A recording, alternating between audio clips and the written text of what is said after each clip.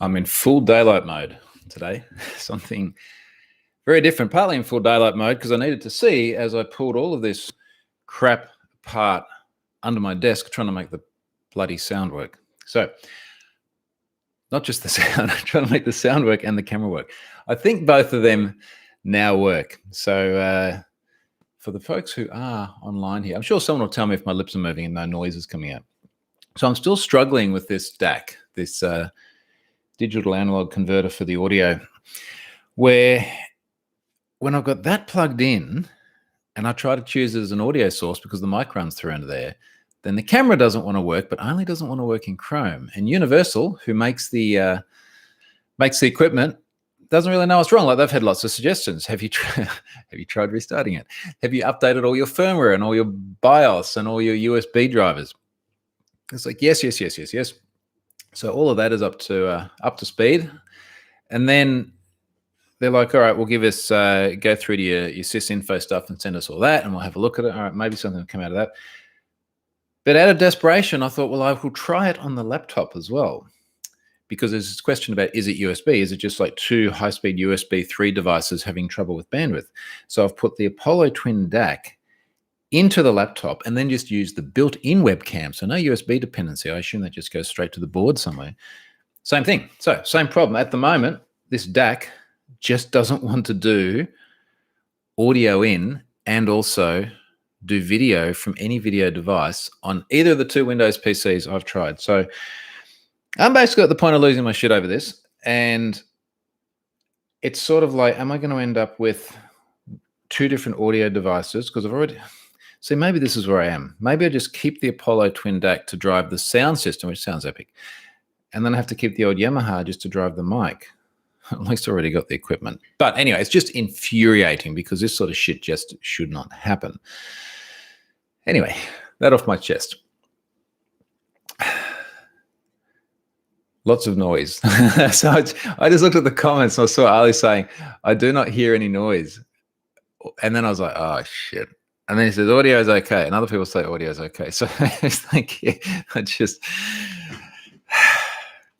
sometimes you get stuck on problems where you're spending your whole time just trying to make stuff work and not actually producing anything. So I've spent a huge amount of time in recent days trying to make this work properly. And then I was trying to make even like the Lenovo update service on my PC work properly. That had problems as well. I've been trying to make the fingerprint reader on my laptop work properly. That is now suddenly really, really flaky, and I have to keep entering either the password or the PIN, neither of which I can remember. 3D printer wasn't working properly because the Z-axis just wasn't quite right, and then I had some bed adhesion problems. Bits of the IoT network are not working right because one of the little motion sensors, like this guy here, just outside our master bedroom, is meant to turn a light on, just stopped working, and I changed the battery. It still doesn't work. And it's just a series of other things. Oh, the weather station. Weather station's fine, but Weather Underground doesn't work anymore in Home Assistant. So it's just like a death spiral of fixing stuff and not getting things done. Ali says, happy April 1st. That was yesterday. I'll come back to things that felt like they were April 1st jokes. Stefan says, fingerprint and sound config, the main reasons I switched back to Mac OS from Ubuntu. Well, neither of those are my problem at the moment. We've had different problems with Charlotte's Mac, but there's a tweet thread on that too. Anyway, let me move on to things because there are things happening. The first thing is I got a brand new sponsor this week, which is Hack, from the masterminds behind Black Hat, taking place in Saudi Arabia 2021. Now, I have never been to Saudi Arabia, and I would have liked to have been able to go to Hack. Now, this is at Hack as well. Would have liked to have been able to go to at Hack if I was able to travel to Saudi Arabia. I think it would be a fascinating place. The only spot in the Middle East I've been to is Israel a couple of years ago, and that was fascinating, very different to everywhere else I've been. So AdHack is running from the 20th to the 30th of November 2021 in the Riyadh Front Expo Center, Saudi Arabia. And now I hope that they are actually able to run that event and the craziness of the world doesn't put that at risk. And they're running it in association with Black Hat as well. So if you are in Saudi Arabia or you can get to Saudi Arabia, that sounds like it would be a really neat event. And they've actually got some epic graphics on this website as well. So just follow the link at the top of my blog and have a look. This looks really, really cool. That would be a nice event to go to. Maybe at Hack 2022 will be my year. Anyway, on to other things. Now, I'm going to start with a tweet about password managers and some of the ensuing discussion. Now, I try not to get into debates about other password managers simply because of my role with 1Password. So I'm on 1Password's advisory board. I get some money for that. I still buy my own 1Password, which is what's going to lead me through to this tweet. In fact, I don't even know if maybe they would have given me one if I had have asked, but obviously I just had my credit card in there and it charged it, and it was only like $60, which I reckon is bloody good value. And I'm going to talk about that in a moment. But the bit about not commenting on other password managers, I don't want to sort of be now that I'm incentivized and much closer to the company, I don't want it to seem like I'm saying that I don't like what these other ones do or something like that. So what I'm going to do instead is talk about what I tweeted and two themes that came through in the responses. So I tweeted my invoice the other day. So I paid $59.85 for the family's annual plan. And like I said, obviously my credit card was just still in the system. They charged me. It's fine. Actually, I paid $59.85 plus tax, 10% tax. So I paid $65.84. So the thing is, that's 12 months. So what does that make it? About $5 and a bit per month. And that's for 5 people too. So Charlotte and I both have accounts on the family account. The kids both have accounts. So we've got 4 of us using it. We share vaults between each other. So when we need to share a secret, for example, we share that via 1Password with the other person. It has not just our passwords in there, but our credit cards and our driver's licenses and that sort of thing, and a whole bunch of secure notes. I've got a whole bunch of things like certificate keys and stuff like that go into 1Password because that's the most secure place I have to store them. Now, I shared this and lots and lots of love for 1Password, which is the first thing. And as I've said many times before, I had a lot of love for 1Password well and truly before they gave me a cent. So that was a very, very nice relationship to establish. Now, here's the two things that kept coming up. And one of them was about cloud and one of them was about open source. Actually, 3 things. One of them was about money as well. Let's do the money one first. A bunch of people say, yeah, always, I'm trying to pick the right words here. Basically saying you don't need to pay, you can get it for free. Or other people saying that the cost was a barrier. And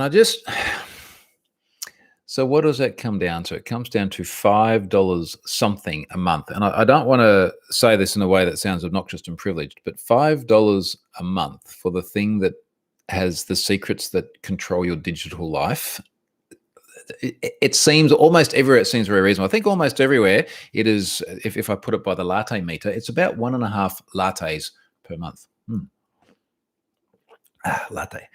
So 1.5 lattes per month for your entire family to have a password manager and securely share secrets. It just, if that cost is genuinely a barrier, totally understand. If you're just making the point that you don't need to spend money on it and you're going out and buying a latte every day, it's not a very, very good position to take. So the cost is obviously positioned at that point to be extremely effective.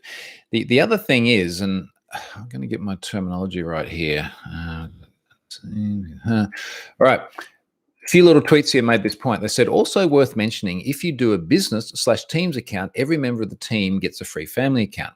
This is something I've really liked about their attitude towards security. And this is not just a 1Password thing. I think it's more just the view of security, which is if you're going to have like a business or a Teams account or something like that, that is a totally independent account to whatever it is that you have at home. Nothing is connected technically in any way.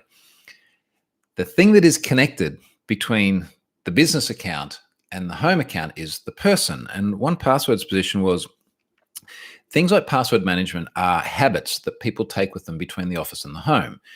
If we can improve their habits at home, it will also improve their habits at work and vice versa.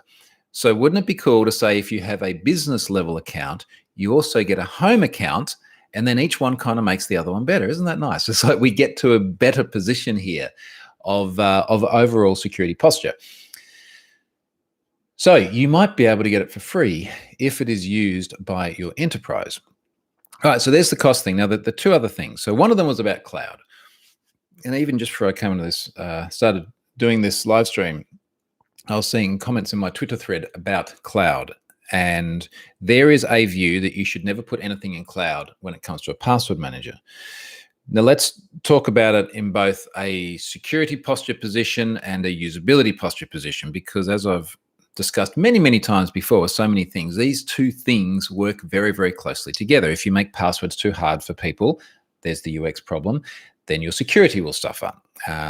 Things like extended validation certificates never worked because whilst that might offer some identity verification because the UX is terrible and no one understands it, it doesn't work. So all of these things are always very intermingled.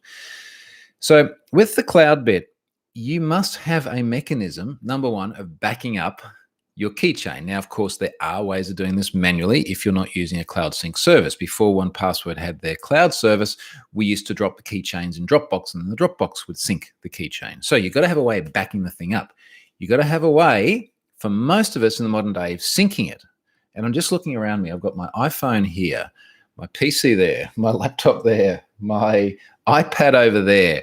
I think I probably have some other devices somewhere else, but I want to know that when I'm out there at the coffee shop and I've just decided to sign up to a website because I have to sign up in order to buy the thing that I was just trying to buy while I was standing in the queue, when I come home and I want to check the order status, I can log onto my laptop and see it. So syncing between devices is very important. So you need something to do that. And yeah, I was just about to say you could do it with a floppy disk. You could, but probably not with this. You could do it like with a USB key between PCs, and I've heard people say they do this. Honestly, like, are you going to actually do that reliably and consistently? It sounds like a real pain in the ass. Now, maybe if your threat model is so bad that you think that something terrible is going to happen if anything goes in the cloud, I kind of get that, but it just seems like a lot of hard work. And then, of course, when you get to the families bit, the only way you're going to be able to share something with other family members in any reasonable, feasible, usable way is you're going to have an online service to sync the stuff. Now, if I want to say to Charlotte, look, let's say the online shopping account to get the groceries, look, I've just changed the password. I would like you to have the new password. It's like, well, it's in our shared vault. So it's easy. She has access to that immediately. So that's a very important thing. Now, for some people, they see a lot of risk there, and I question severely how much risk there is. The person who made the comment just before was like, well, what if like the entire 1Password infrastructure gets owned? Well, everything is encrypted on your device. Like, it is literally encrypted here before it goes to the cloud. So not only is it resilient to all of 1Password's infrastructure being owned, but it's also resilient to 1Password going rogue and saying, we're now going to go and look at everybody's passwords, because they just can't do that. So there's that bit. And then people will say, okay, well, but 1Password could push down a malicious update. They could modify, and maybe it's not 1Password. Maybe someone goes all SolarWinds on them, right? And modifies the code in the build environment. So it pushes down and then no longer encrypts it and then syncs it back up to the cloud, and it's not and you're like, well, first of all, if someone's got in the position to start running whatever arbitrary code they want on your device, you're kind of stuffed anyway, right? Like you're screwed to a very large extent, at least as far as it goes with this service in particular. Things like iOS devices do a great job of sandboxing apps. But if you're getting to the position where you're saying that your software could be backdoored, well, whether there's cloud or no cloud, you're going to have problems. And then you sort of get to the point of going, well, if you're getting backdoored on the device, all right, well, maybe you just don't take updates.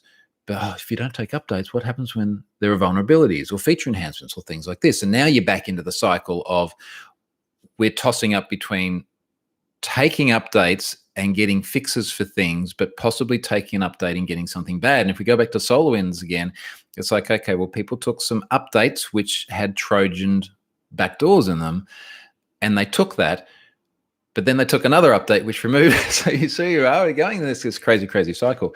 And I think the expectation, the very reasonable expectation we all have, is that when you use a product like 1Password or the gazillion other things I have on my device, that I'm going to get regular updates, and they're not going to be backdoored, and they're going to be fixed. And if something goes wrong, then they'll fix that and they'll push out a new one.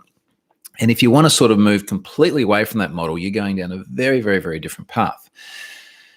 So there's that. Now, then there is the bit about open source. And I find this one really interesting. Now, first of all, I use a lot of open source stuff, and I love the idea of open source.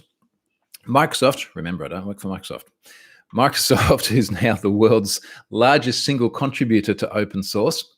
based on commit numbers. I think those figures were out quite some time ago, actually. They're very supportive of open source. The whole open source thing is great, and there are lots of very, very good things about it.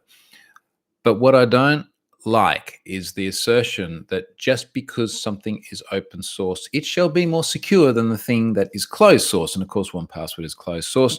Many password managers are closed source. There are open source alternatives. And people be like, well, if I can't read the source code myself, how do I know it's going to be secure? It's like, how much time do you have in your life? Like, are you just sitting around reading source code of password managers and you have nothing better to do with your life? Come and fix my bloody DAC if you've got all that time. I'll tell you what.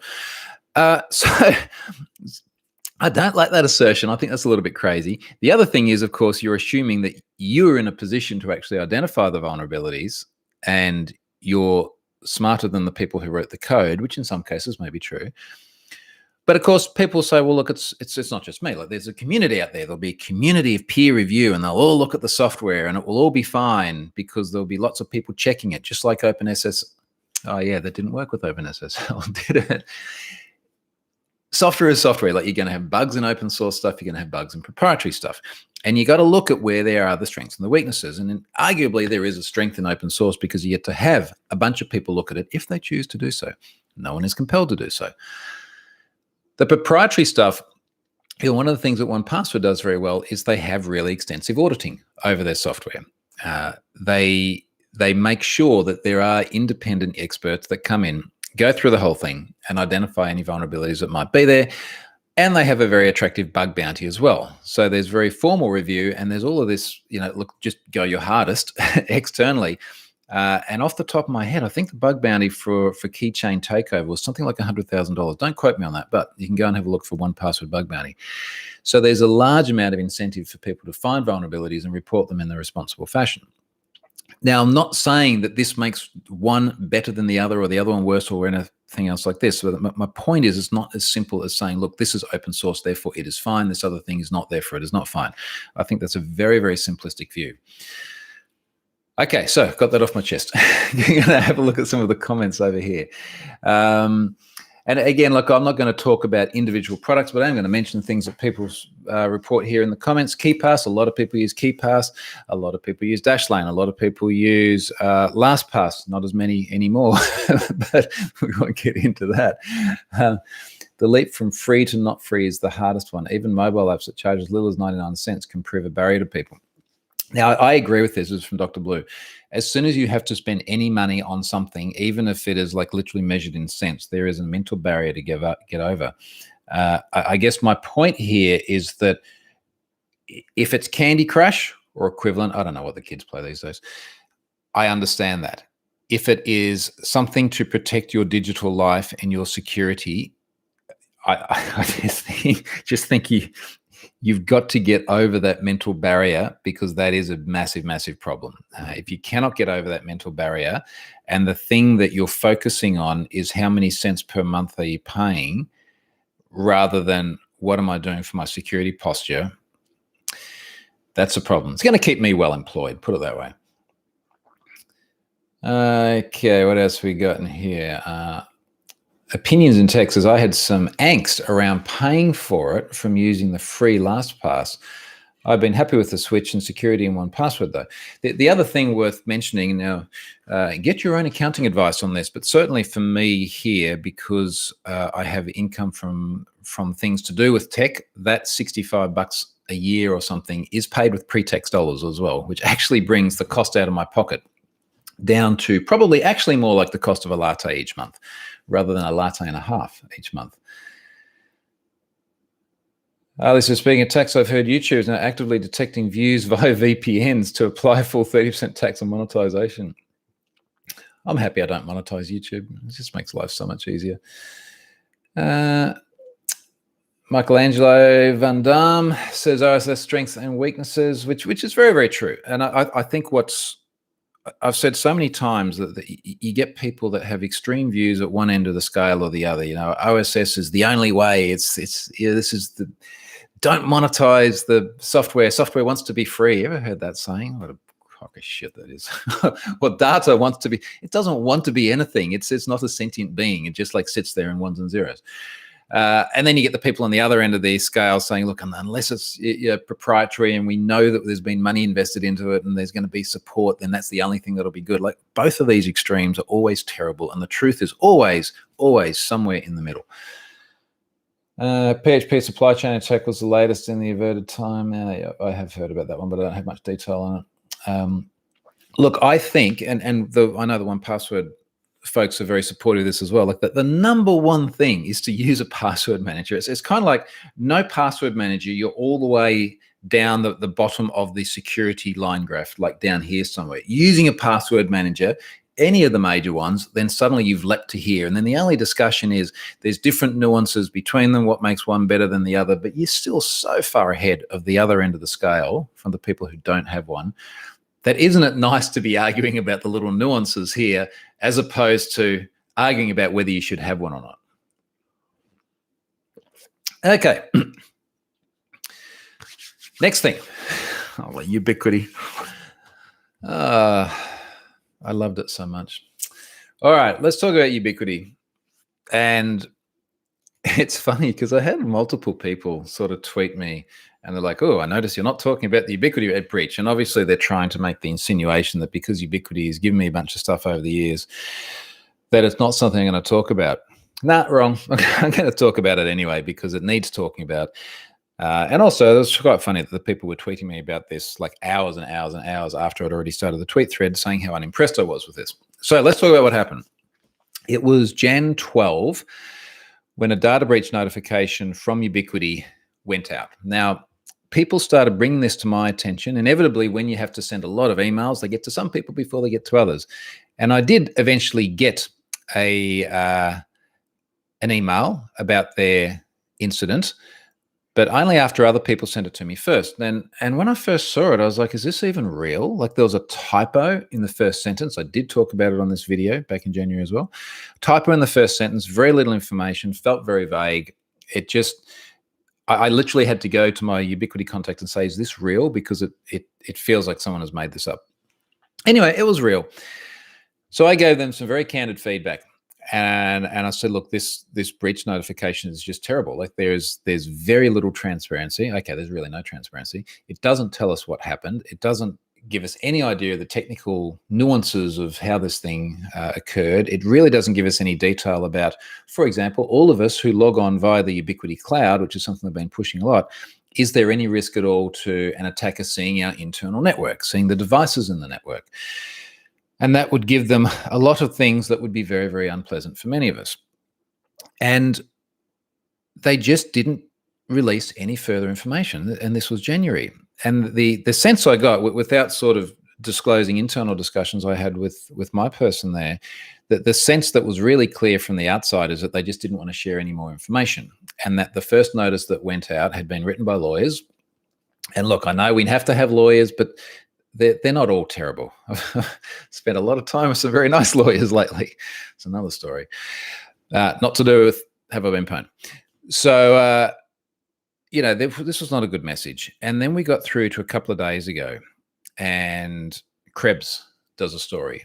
And the Krebs title here is Whistleblower, Ubiquiti Breach Catastrophic, in double quotes. Now, that is a very strongly worded headline. And then you read through it, and Krebs is talking about back in Jan, they had their incident, they did the disclosure. They're saying a security professional at Ubiquiti who helped the company respond to a 2-month breach beginning in December 2020 contacted Krebs after raising his concerns with both Ubiquiti's whistleblower hotline and with European data protection authorities. The source, we'll call him Adam, spoke on condition of anonymity for fear of retribution by Ubiquiti. He's then gone through and said, look, there's a whole bunch of different issues here. It was catastrophically worse than reported, legal silenced and overruled efforts to decisively protect customers. He said, what were the other sort of key points here? Attackers obtained full read-write access to Ubiquiti database at Amazon Web Services, which was the alleged third party involved in the breach, because Ubiquiti's initial notice said a breach at a third-party provider. And they're sort of, as the quote here says, they downplayed and purposefully written to imply that a third-party cloud vendor was at risk and that Ubiquiti was merely a casualty of that instead of the target. So the implication here is that Ubiquiti said a third party when it was actually the AWS service they were sitting on, which is obviously misdirection by lawyers. Now, to be clear, just before we go any further, this is an anonymous source alleging a lot of things. Now, they all seem feasible, which is the reason this has got so much attention, and Krebs does do his research too. So it all sounds very, very feasible, but it is still an anonymous person. Now, there has been some stuff unfold since this story, but when I first saw this, I was like, okay, well, look, this is really going to put Ubiquiti in a position now where they're going to need to respond, because there are claims in here such as the intruders responded by sending a message saying they wanted 50 Bitcoin, which is 2.8 million USD. 50 Bitcoin would be nice, wouldn't it? In exchange for a promise to remain quiet about the breach. So allegedly ransom as well. There was talking here about backdoors. Ubiquiti did not engage with the hackers. He maintains instead of asking customers to change their password when they next log on, Ubiquiti should have immediately invalidated all of the customers' credentials, and so on and so forth. Ubiquiti had negligent logging, no access logging on database, so it was unable to prove or disprove what they accessed, but the attacker targeted the credentials to the database and created Linux instances with networking connectivity to said databases. And here's the key bit: legal overrode the repeated request to force rotation of all customer credentials and to revert any device access permission changes within that relevant period. So these are really, really serious claims. And when I first saw this, I thought, all right, well, Ubiquiti is going to have to respond to this. They are going to have to address this. And if it is true, well, then they're going to have to come clean. If it is not true, then they're going to have to put forward their version of events, and at least there will be some public dialogue about it. And I got in touch with my Ubiquiti person again. I said, look, you guys are really got to do better with this. I am happy to get involved in this because I have been involved in many, many, many data breaches and disclosure notices before, and I really like what you guys do, and I want to see you handle this well. The penny that dropped for me several years ago, and it was just before I did the Congress thing, is that data breaches are now so normal. I think that we judge organizations much less on the fact that they have had a data breach and much more on how they handle it. When we think about breaches like Equifax, for example, we go, well, that was just an absolute mess. It was a complete shit show in terms of how they handled it. We think less about the incident. Oh, someone didn't patch struts, and they that was bad. But then it's like they threw an intern under the bus, and then they blamed it on everything else, and then they took a long time to disclose, and then the way they stood up search services was shitty. Like that's what we think about. We don't think about the breach. We think about the handling of the breach. So it sort of felt to me like Ubiquiti was in a position where, like, you can turn around this ship, which is sort of heading in the wrong direction at the moment. You can bring this back on keel. Like, let's try and craft some better messaging and work on the transparency piece. Anyway, they didn't do that. They instead put out a notice. I'm going to read this here. Now, also, this is like, this must be a few hundred words long. Tops. It's really, really short. As we informed you on January 11, we were the victim of a cybersecurity incident. It's like straight away, it's like it's the other people that are bad. And yes, that's true, but this immediately feels like shifting blame, right? Involved unauthorized access to our IT systems. Given the reporting by Brian Krebs, there is newfound interest and attention in this matter. We would like to provide our community with more information. At the outset, please note that nothing has changed with respect to our analysis of customer data and the security of our products. Anyway, then they go on here. They're not really addressing any of the specific concerns that were raised in the Krebs article. These experts identified no evidence that customer information was accessed or even targeted. Yes, but in the article, it said there were no logs. So if you found no evidence when there were no logs, does that mean that this is... It's that old saying, absence of evidence is not evidence of absence. It's like you don't have evidence of an intrusion, but does that just mean that you don't have any evidence at all? And it's not really clear. The attacker who unsuccessfully attempted to extort the company by threatening to release stolen code and certified credentials. Now, this is sort of, I'm pretty sure this is the first time they sort of acknowledged that there was ransom involved as well. I don't think the first notice disclosed that. Never claimed to have accessed any customer information. This, along with other evidence, is why we believe that customer data was not the target of or otherwise accessed in connection with the incident. Anyway, then they sort of go on here, and the bit here that was particularly frustrating is they say, as we are cooperating with law enforcement in an ongoing investigation, we cannot comment further. Now, this was nearly 3 months ago that original announcement went out.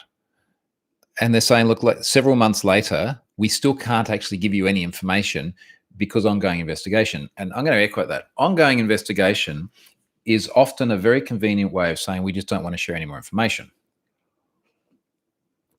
Now, what makes it interesting is Ubiquiti is a publicly listed company and their share price has gone up about 50% this year. Because they're a publicly listed company, they are beholden to their shareholders to disclose information that may have a material impact. So, what's happened next? Yahoo Finance. Shareholder alert. Ubiquiti Inc. investigated for possible securities laws violations by Block & Leviton LLP. Investors should contact the firm. And then it goes on here to say, where are we? On March 30, 2021, well-known cybersecurity analyst Brian Krebs reported that a source who participated in the response to the breach is alleging Ubiquiti massively downplayed a catastrophic incident to minimize the hit to its stock price and that the third-party cloud provider claim was a fabrication. This anonymous security professional stated that the breach was catastrophically worse than reported and legal silence and overruled efforts to decisively protect customers. The breach was massive. Customer data was at risk. Access to customers' devices deployed in corporations and homes around the world was at risk. On this news, shares are down significantly in intraday trading. So I guess the positive side out of this, if I can search for a positive side, is that due to their public nature, they will have to respond to this. And it's going to be very, very interesting. I'd love to be a fly on the wall, wouldn't you? Love to hear what the lawyers are talking about at the moment. But they're going to have to come out with more information. They're going to have to particularly respond to this investigation. So this will be really, really interesting to see.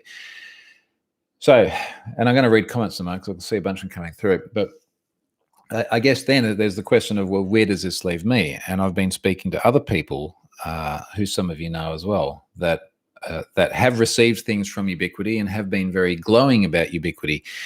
And honestly, we're all having the discussion about where we stand on this because I don't want to have a situation where I'm getting something from a company for free and talking about it because I loved the gear anyway, and they're continuing to behave in this fashion. So honestly, I'm at on the fence right now about what to do with this. I certainly don't feel like ripping all the stuff out of my home. I don't think it's that level of problem. And also, if you rip it out, what else do you put in? Someone made the comment in the thread the other day. They're like, all right, well, what's the alternative? Do you just go and get all like Mirakai stuff? And then, okay, is Cisco actually really going to be any better? So there's the question of you're keeping the gear, but I don't think that's up for discussion at the moment. But the bigger question is, do you want to have the association and do you want to have, continue to receive things from them whilst the organization is responding in this fashion? I would still like to think that they see some common sense or see some sense in this and go, okay, look, let's try and get with the times and start communicating properly about this. Time will tell. I don't know. My offer still stands and I have given extremely candid feedback about how I feel about it all. All right, I'm going to look at some of the comments up here. Ali says Microtrick should sponsor you. We'll come back to Microtrick in a moment. Andy, could this be a whistleblower trying to get financial gain? Ubiquiti was heavily short sold. So I haven't heard anything about short selling. That would be really, really interesting because if we get to insider trading as well, then there are really, really serious ramifications for that, like jail ramifications. And the thing is, in terms of having an anonymous whistleblower, the concern I have, and I totally understand why the person would want to be anonymous as well. But the concern, of course, is how trustworthy is this individual? Now, I will come back to Ubiquiti, but tangential note. Last night, I shared a tweet thread. If you've got kids in the car and you listen to this, now's the time to cover their ears. So Pen Test Partners in the UK, run by a mate of mine, Ken Munro, late last year did a story on the male chastity lock the Bluetooth-enabled male chastity lock and how it could be remotely controlled by attackers. And then we get through to, I think it was January sometime, and Lorenzo from Vice Magazine did a story on how a guy got his equipment trapped in the chastity lock and ransomed by a hacker, and then had to get bolt cutters to cut it off. Now, Lorenzo is an absolute top-notch InfoSec journalist. We've done many stories together, and I've got a lot of respect for the guy. So he would have done some research on this. But anyway, it turns out that that this was an Aussie comedian who fabricated the story, and he managed to trick Lorenzo into believing it was real after creating a whole bunch of online fake profiles and obviously meeting the bar required for Lorenzo to then go and publish the story. And I guess I just immediately thought of that when I read this bit, this comment from, actually it was from Andy just here, that we have had instances before where people have fabricated InfoSec stories. And the fact that I was tweeting about it only like 12 hours ago, I think is kind of interesting. Now, whether or not that's the case here, we don't yet know. And this is why the onus is on Ubiquiti to respond. When there are claims like there's no third-party provider and there's no logging, they should be, forget this bloody ongoing investigation bullshit, like find something in there where they can come out and either confirm or deny the claims. Of course, the problem is that if the guy is right and they confirm it, what does that mean in terms of SEC law? You know, like that is really, really, that's beyond like reputation damage. That's like CEOs being charged kind of thing. Look at the other comments. I love Ubiquiti so much. We're going to use quite a bunch of stuff in new office, but I guess that won't stop us from doing it. And there's another whole discussion here about, after a security incident occurs with an organization, does that make them better or worse than before the incident occurred? So their handling and culture of the place aside, and that has obviously been very, very poor,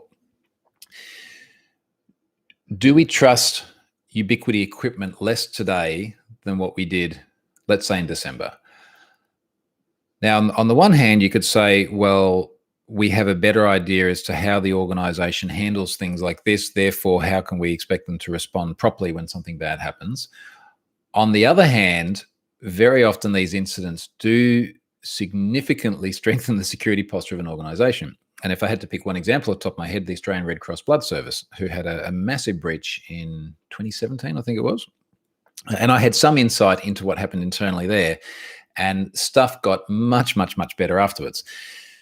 So you're sort of going, all right, well, we're seeing a corporate culture we don't like, but also as a result of this, inevitably a bunch of stuff would have improved.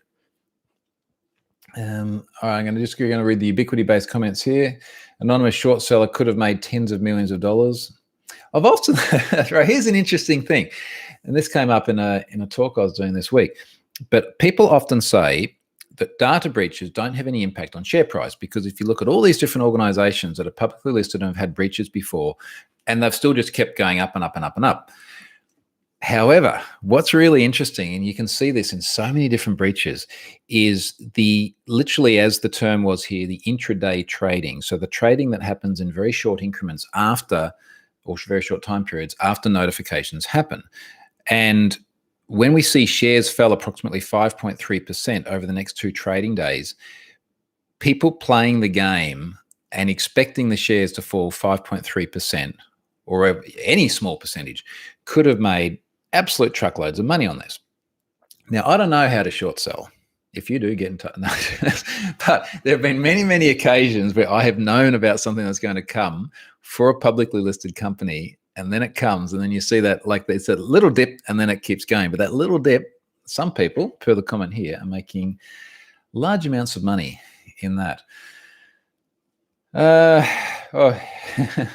Here's Lars. So Lars is one of the people that we have, I have been discussing about Ubiquiti things with, because Lars, as he has said publicly many times before, has got a lot of Ubiquiti stuff at his farm. And I think, like me, he would agree that we love the equipment. The person that we deal with there, great guy as well. It's just the way this place is being run. That's the concerning thing. OJ, do you have any comment on the policy of some banks? That's not to do with Ubiquiti. I'm going to keep it on there. I really like how Nabu Casa handled Home Assistant security vulnerability, big banner, immediately cut off access for unpatched versions, and took community feedback about future notices in HA. That's a good comment from Dale. I guess Nabucasa weren't trying to protect their share price. I mean, they're just a community project, I think, run by a 503c nonprofit. So yeah, money changes everything, doesn't it? And he says it doesn't look pretty, but given that the ransom demanded, relatively speaking, was so tiny, can it really be that bad? I don't know, mate. Maybe like $2.8 million is tiny for you. But for me, I'd be like, wow, that's a lot of money. And I know what you're saying. For Ubiquiti as an organization, that is a very, very small amount of money. It's probably like if someone went, buy me a cappuccino or release all your data. It's like, stuff it, I'll just buy a cappuccino. Does it really matter? So I get what you're saying. But I guess we're also into this whole sort of ethical position of what does it mean to pay a ransom? Should you ever pay the ransom? Does it really just leave you open to further action? And also, you get no guarantees that someone won't go and do what they said they wouldn't do if you do pay the ransom. Someone here says for once it wasn't Cisco. And this is the problem, right? When I made the comment about going to, probably Merakai is one of the biggest competitors. It's like, well, they got their problems too.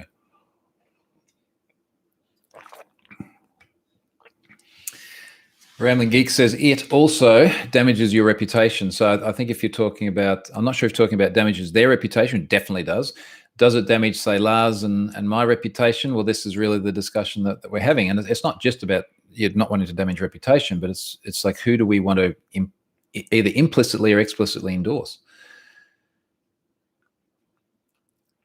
Lars says, I've been on a fair few networking forums for non-professionals, spoken to other Ubiquiti users, looked at FB groups, and most aren't aware of this news or don't care. What are my thoughts on that? Well,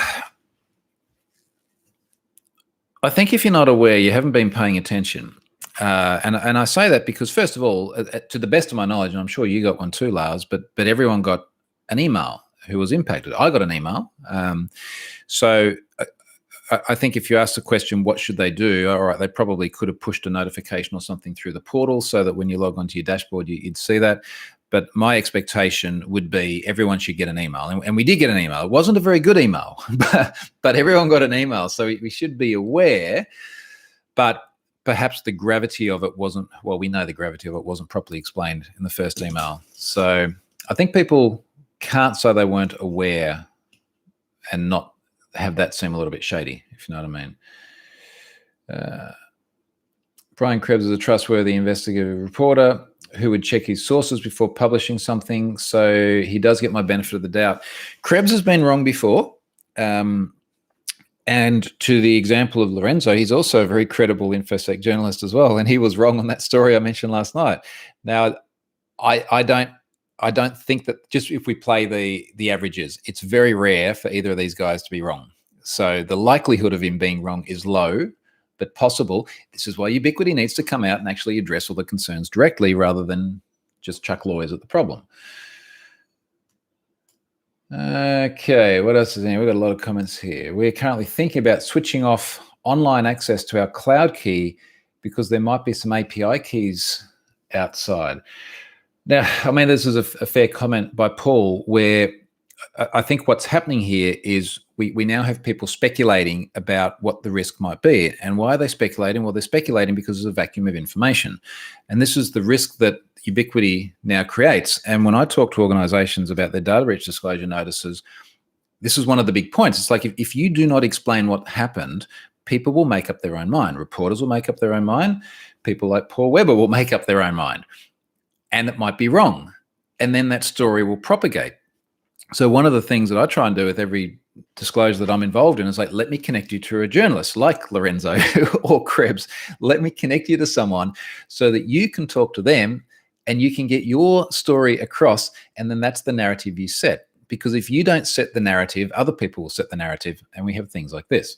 So Paul, I don't know if that's true or not. Like, I don't know if API keys are out there and it's going to be a problem or not. And Ubiquiti hasn't said anything to either confirm or deny that. And there's your problem.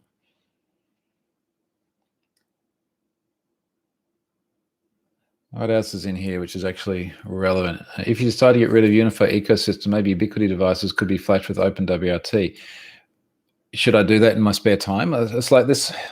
I'm not going to go down the road and And look, I appreciate the comment, Ali, but like I buy equipment and I want to plug it in and I want to use it. Like I really don't want to muck around with reflashing firmware. I don't even want to reflash firmware on my light bulbs because that sounds like a pain in the ass. I can't get my bloody DAC to work at the moment. Like these are the priorities, like just making things in my life work. And my expectation, I think everyone's expectation, is that when you buy a product like Ubiquiti device, it is secure, it's maintained. If something goes wrong, it's handled responsibly. Now, here we are. Let's have a look at what is going on here. Let's do this. Let's just remove someone who's making noise and not getting any value. The worst thing is that there are no real alternatives for UBNT. Good quality local hosting, reasonable pricing. They do really own this market. And it's not just the Unify range that we're talking about here. It's all the Amplify stuff. I've put so many different Unify or Amplify devices in people's homes because it is the best stuff that I've seen. And it's just consistently so well loved by the community. But this is, I think it's this old adage of things like reputation and trust taking years and years to build, and it can just dissolve in a flash. And again, it just feels like we're at this inflection point where they need to decide, do they want to move forward being a loved and trusted brand, as it has been for many of us, or do they want to burn that because lawyers? I guess we'll see soon enough. I got an email in Jan, but the recent comment Troy was reading was only on the forum. How about registering with the unique ID? Troy. All right, let's move on to other stuff. So that's Ubiquiti thing. This has not run its course yet. There's obviously going to be more. I'm going to keep talking about it, and I'm going to keep telling them how I feel as well, and I'm going to keep thinking about how I want to have that relationship with them look in the longer term. Coin Hive. This is fun. Oh, so happy about this. So I wrote a blog post yesterday about Coin Hive. Now, just as a refresher for those of you that may not remember or may never have heard of Coin Hive. You know how a lot of websites have ads, and very often those ads are like in an iframe, they're a substantial size, and then they're flashy and bright, and they distract you from the other stuff, and then they load an iframe within an iframe that pulls in a JS file, that writes some CSS, that puts in an image, that pulls in another iframe, and you just go down this like death spot. Honestly, like go to your element inspector on a website with the traditional ad and look at how far down it goes. It's like if you look at the indentation, once it sort of indents all the DOM elements, it just goes off the screen because there's just so much shit that ads put on in that traditional sense. And of course, then there's the whole bandwidth issue because you're sucking down not just a whole bunch of separate requests, but a whole bunch of different content as well, images and rotating crap and all that sort of thing. A bunch of them have been Trojaned in the past and have malicious stuff put in them. I had ads on my blog many, many years ago, and at some stage someone popped up and said, hey, look, every time we go to your blog, we're getting redirected to the App Store to buy Clash of Clans, because I was embedding, it was actually, who was it?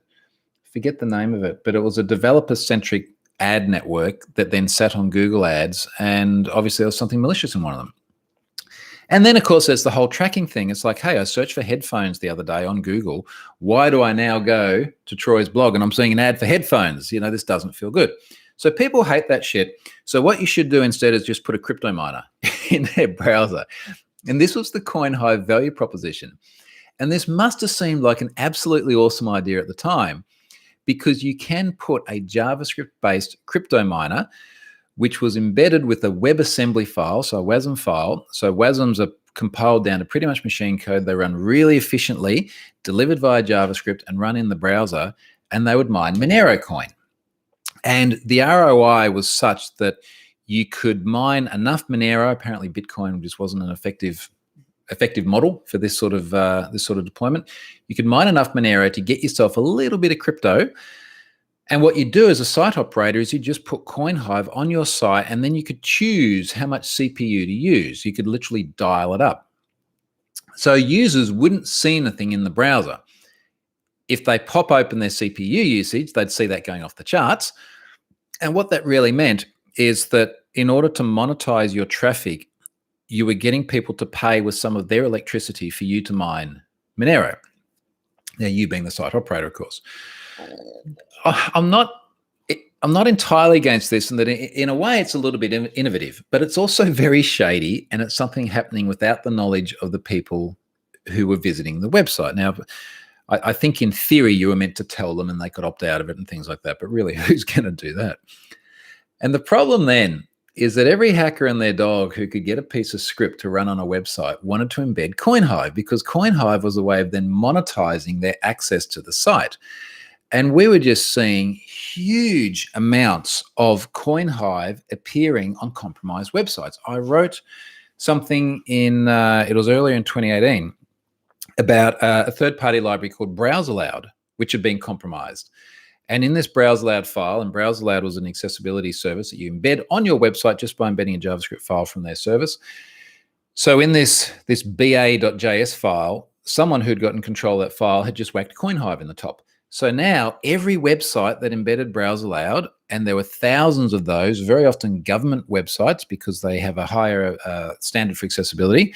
So thousands of websites embedding this, and then thousands of people come into those sites, and suddenly you have Coin Hive running in, I don't know, possibly millions of different browsers, all mining a tiny, tiny, tiny little bit of Monero and sending it back to the owner of the key, who would have done their best to remain anonymous.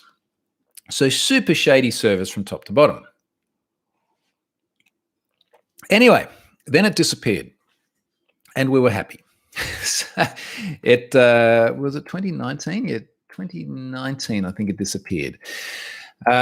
So this was a good result. March 2019, it disappeared. Now, apparently, it just no longer made financial sense. Like the work required to mine Monero couldn't justify the return, and it stopped. Now, before that, apparently, the company was making an estimated $250,000 a month, $250,000 a month. And that is kind of impressive, right? So it disappeared March 2019. Now, last year, someone contacted me and gave me the Coin Hive domain. The Coin Hive domain and several other domains related to Coin Hive. And I don't know how much they want to share, so I haven't gone into detail about how it happened. I didn't just register it when it came up for renewal. I didn't steal it. It was legitimate. It was passed on via white hat means, if you like. It's literally just someone saying, look, they own this domain. Would I like to do something useful with it? So I took it. I think it was about May last year. And last year was kind of busy. There was a lot happening in the world. There was a lot happening in my personal life, and I just did not have the time to do anything with it. And then I was doing a workshop only the week before last, and I was talking about Coin Hive. And I was suddenly like, yeah, actually, I own that. I still haven't done anything with it. So whilst people were doing one of the exercises in the workshop, I literally just went to Azure, I spun up an app service, I bound the Coin Hive domain to it, I 404'd every single request, but I started logging everything. And I found that there were more than 100,000 unique visitors to the site every day across more than 3 million requests a day. I think it was about 3.6 million a day was the highest I saw, because there are gazillions of websites out there. Gazillions is thousands, by the way. Thousands of websites out there that are still embedding Coin Hive. But because the domain was dead and the site was dead, nothing was happening. It wasn't actually loading anything. If you had looked in the developer tools, you would have seen basically the name not resolving to anywhere. And that was it. So I was like, all right, well, what am I going to do with it now? And I thought about it, and I spoke to some people. And long story short, I thought, okay, well, what I'll do is when a website tries to embed Coin Hive's JavaScript, I will put my JavaScript there instead. Now, this gives me great power. So I could have done just about anything with this, because you can do just about anything with JavaScript. And I now get to run my JavaScript on thousands of sites. What I really want to happen, though, is I want those sites to be fixed. Now, fixed means two things. Number one, get rid of Coin Hive. Number two, fix the flaw that allowed someone to get Coin Hive on the website in the first place, because the vast majority of sites with Coin Hive on them were compromised sites. And I know this because I found a really, really good white paper and then conference talks by a couple of Dutch guys. And in their findings, they reported, I'm trying to find, I've got a screen cap here somewhere. They reported that there are 4 different vectors. In fact, there's 5 different vectors, but we'll talk about these 4 than the other 5, by which Coin Hive would end up on a website. Now, a number which rounds to pretty much 0 was malicious advertisements, which is what I was explaining before when people were going to bloody Clash of Clans on my blog. Around about 15%, and I'm just reading off a bar graph here, so the actual number is not quite clear. Around about 15% were website owner initiated. So only 15% of instances of Coin Hive were people actually wanting Coin Hive on their sites. And then around 25% were compromised websites. So your website has had a weak admin password, or it's had a vulnerability somewhere which has allowed someone to drop Coin Hive on the site. And then about 60% were third-party software compromises, which would be like the browse aloud situation before. So you're embedding something from somewhere else and that gets compromised. Or you're embedding a library from somewhere and it's installed on your site and that library was Trojan further upstream. The 5th one, which isn't on here, and it comes back to the Microtech comment someone made before, is that there were a bunch of routers which were compromised, and the routers were injecting Coin Hive into the traffic as it flowed through the router. Now, you can only do that for unencrypted traffic. So you can only do that on HTTP requests. And this, again, is like one of the value propositions of having HTTPS. It's like, even if your website is just a static site and does nothing else, someone could still be injecting Coin Hive or something even worse into the traffic flow if it's not encrypted. So there are sort of the 5 different ways. So what my script does is it pops up a little modal, and the modal says, this website attempted to run a crypto miner in your browser. Click here for more information, a link through to the blog post which I'd written. So now there's thousands of websites around the world all popping up my message. And there's a little cross, you can click it and it dismisses and it goes away. And if you click a link to it somewhere else on the same website, you see the same message again. I thought about just setting a cookie and then removing the message, or rather only showing it once. If the cookie exists, don't show the message again. And then I went, no, because people are continuously just dismissing security messages and not paying attention to them. This needs to be overt. And someone sort of made the comments like, well, the user experience of this isn't very good. It's like, the user experience of getting your website owned isn't really good either. Like, maybe fix that thing and then this other thing goes away. So I'm actually quite okay with being a little bit more obnoxious about this. And I actually expected to get up this morning. It's about 24 hours since I posted this. I expected to get up this morning and have some angry emails from site owners. But no, no emails yet. So that's actually almost like a little bit disappointed. I was hoping to have some angry emails and then get to have the discussion of, well, why don't you just fix your website? And then this won't happen anymore. So I will be able to get a pretty good sense of when people start fixing this, because I will see the traffic to the Coin Hive website start to decrease. So this is the goal, like get that traffic down as far as possible. It will never go down to 0, but I'd like to see it go from more than 100,000 requests a day to a lot less than that.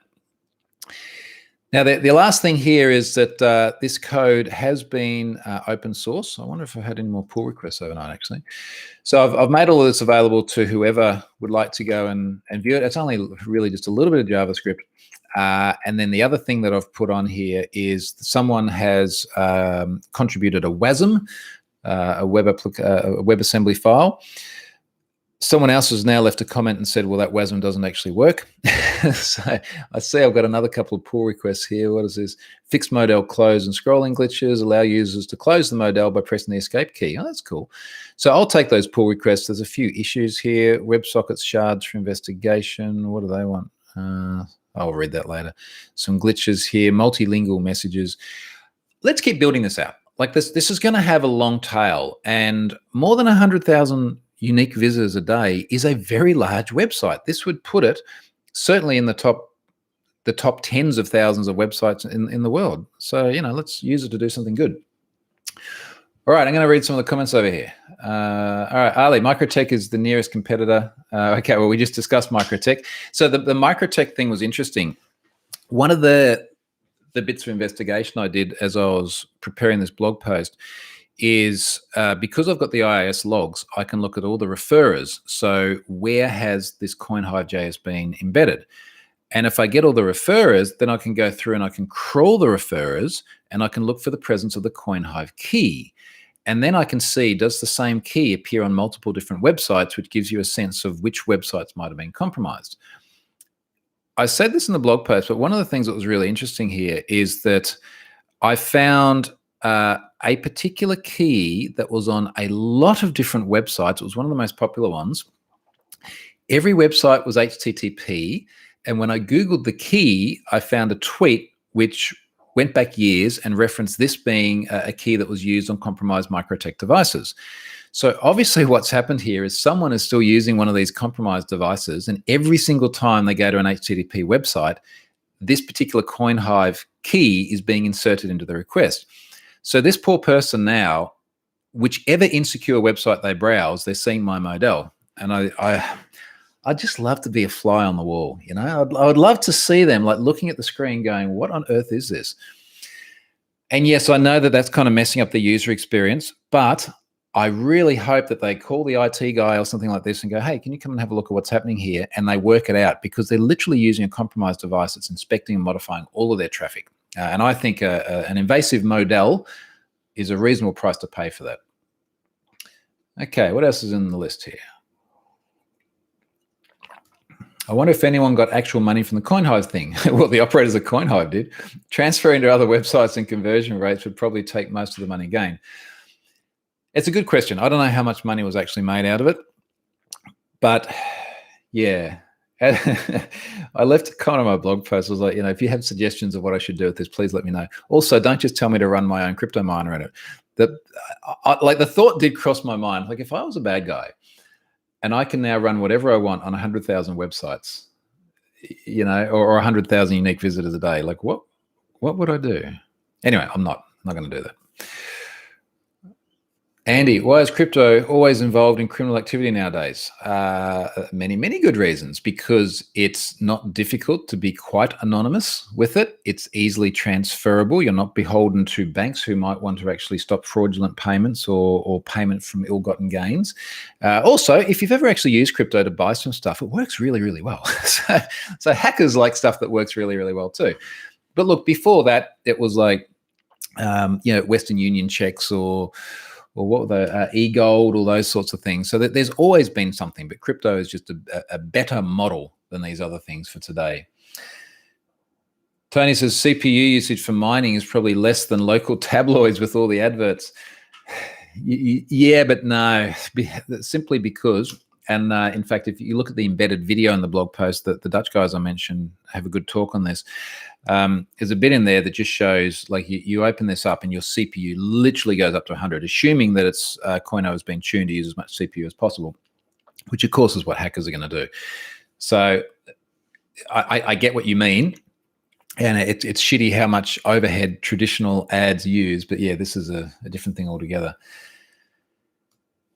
Crypto is not here to make you rich. It should make you free. I don't know how it makes you free, but it certainly made some people rich. I'll tell you what, if Ubiquiti had it paid, it would have made someone rich. Because legit crypto stories are not juicy and clickbaity. That's a good response from Michelangelo.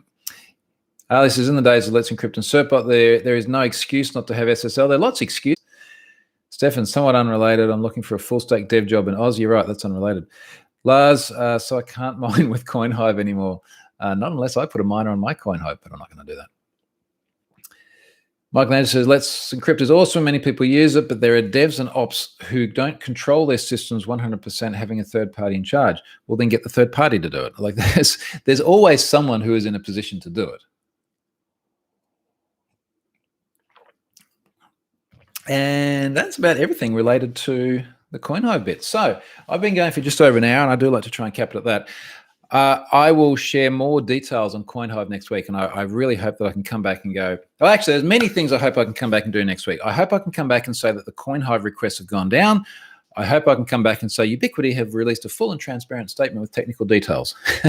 We'll have to see about that. That might be a bit of a stretch. And I hope I can come back and say my DAC is now working, all my audio problems are gone as well. But I have a feeling that that's going to be a stretch too. So thank you very much for joining in. I'll come back next week, and I'll come back later in the day next week, later in my day. Cheers, folks.